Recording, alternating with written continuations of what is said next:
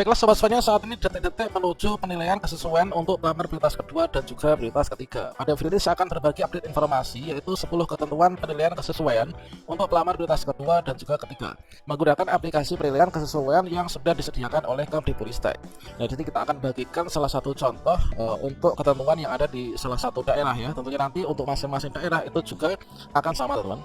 Nah, soalnya nanti juga akan terjawab kira-kira untuk pelamar itu nanti apakah ikut di dalam lokasi observasi atau kita kumpul di mana. Kemudian untuk pelamar ini menyiapkan berkas apa saja. Silakan simak video ini sampai selesai. Namun sebelum kita lanjutkan, perlu saya ingatkan, bagi teman-teman yang mungkin baru pertama kali menemukan channel ini, silakan klik tombol subscribe-nya dan aktifkan notifikasi loncengnya, sehingga nanti jika ada update video terbaru, teman-teman tidak akan ketinggalan informasi. Baiklah sobat semuanya, untuk yang pertama inilah untuk pelaksanaan observasi ini selama 2 hari ya.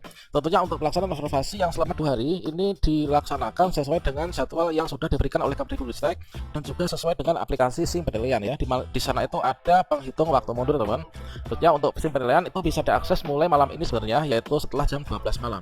Nah, di sini seperti yang kita ketahui, kalau misalkan di daerah kami ini ditentukan untuk lokasi observasinya itu di mana. Kemudian untuk waktu pelaksanaan inilah pada hari Minggu tanggal 27 November tahun 2022. Nah, di sini ada mungkin yang dilaksanakan selama 2 hari, ada 1 hari ya. Ini mengingat untuk waktunya itu adalah kalau misalkan dikumpulkan dalam satu lokasi itu bisa dilaksanakan dalam 1 hari.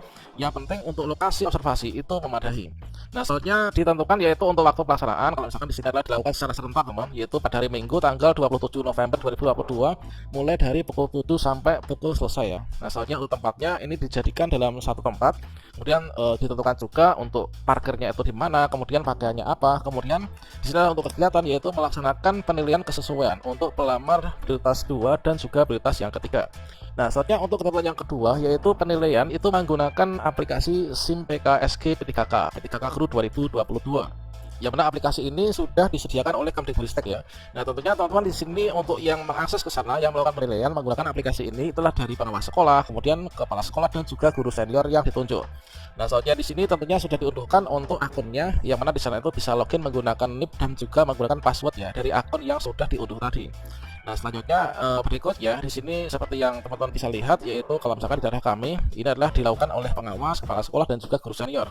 Bisa saja dilakukan oleh pengawas saja dan juga kepala sekolah saja atau pengawas dan guru senior saja. Namun nanti untuk pembobotannya itu nanti persentasenya itu tetap bisa 100% teman. Nah, selanjutnya untuk ketentuan yang wajib dibawa oleh pengawas, kepala sekolah dan juga guru senior ketika melakukan penilaian secara serentak dalam suatu tempat, diwajibkan untuk membawa laptop dan juga perangkatnya. Kemudian juga di sini berangkat bersamaan gitu ya untuk pengaturan parkirnya itu supaya enak gitu teman. Kemudian bawa ID card dan sebagainya. Selanjutnya diminta hadir yaitu 15 menit sebelum kegiatan dimulai. Itulah suatu tindakan yang sangat cerdas sekali untuk meminimalisir terjadinya kesalahan dalam penilaian observasi.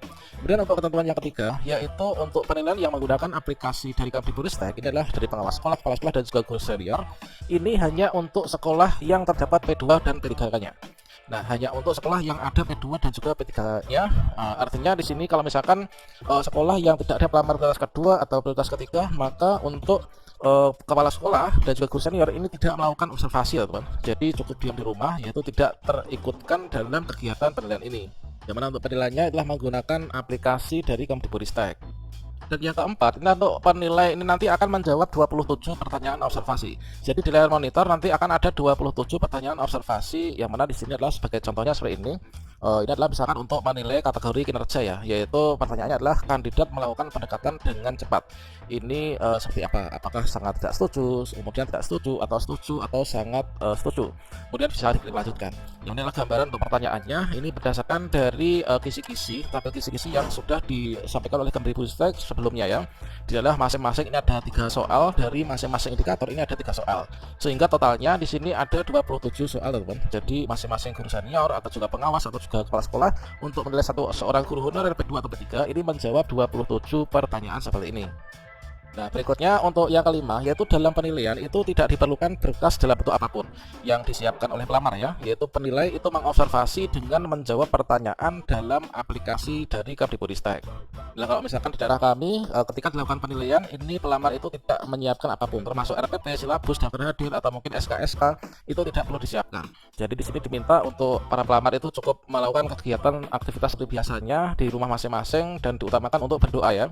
Jadi tidak menyiapkan berkas apapun dilakukan baik itu sebelum dilakukan penilaian atau setelah dilakukan observasi, itulah tidak melakukan apapun.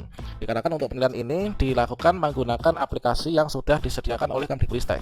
Yaitu yang menjawab soal itu adalah dari tim penilai ya, dari kepala sekolah, pengawas dan juga guru senior. Total soalnya ada 27 butir soal. Tentunya mereka dari penilai itu telah mengamati ya apa yang dilakukan oleh teman-teman guru honorer ketika melaksanakan tugas sebagai seorang guru.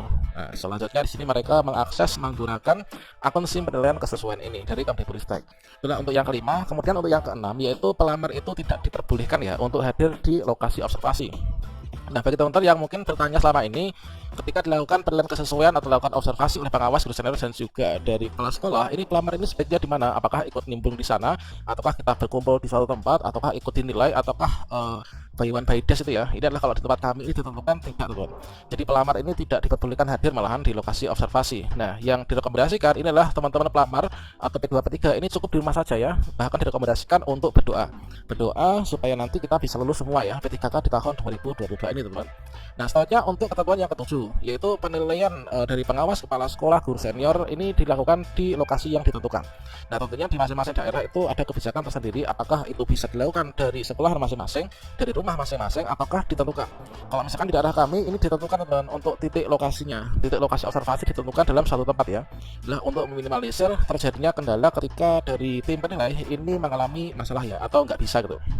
Jadi nanti akan langsung dimonitoring, dipantau oleh Dinas Pendidikan. Nah, sebenarnya di sini contohnya adalah ditempatkan dalam satu titik lokasi yang mana di sini dikondisikan yaitu dibagi per ruang-ruang, ruang kelas, kemudian di sini juga ada ruang apa itu? Ruang mapel ya, teman. Ditentukan dalam suatu tempat, teman. Nah, kemudian untuk yang ke-8, panitia itu menyediakan daftar hadir, kemudian dokumentasi, berita acara dan juga SPTJM sebagai pertanggungjawaban kegiatan tentunya, teman. Nah, selanjutnya untuk yang ke-9, pengawas, kepala sekolah dan guru senior ini hanya menilai kompetensi teknis dan juga kinerja saja. Seperti yang kita ketahui dalam seleksi verifikasi kesesuaian ini sebenarnya ada 4 dimensi ya yang dinilai. Yang pertama ini adalah penilaian kualifikasi akademik dan atau serdiknya. Nah, untuk dimensi yang pertama ini sudah dilakukan ketika teman-teman melakukan pendaftaran, sudah dinilai langsung dari Kemdikbudristek. Sehingga bagi teman-teman P2 dan P3 ketika kalian itu lulus seleksi administrasi, ini adalah artinya teman-teman untuk di bagian poin dimensi pertama ini sudah lulus ya. Jadi teman-teman bisa mengecek yaitu salah satu poin penjelasan dalam Juknis P3K Guru 2022. Itulah ditentukan seperti itu.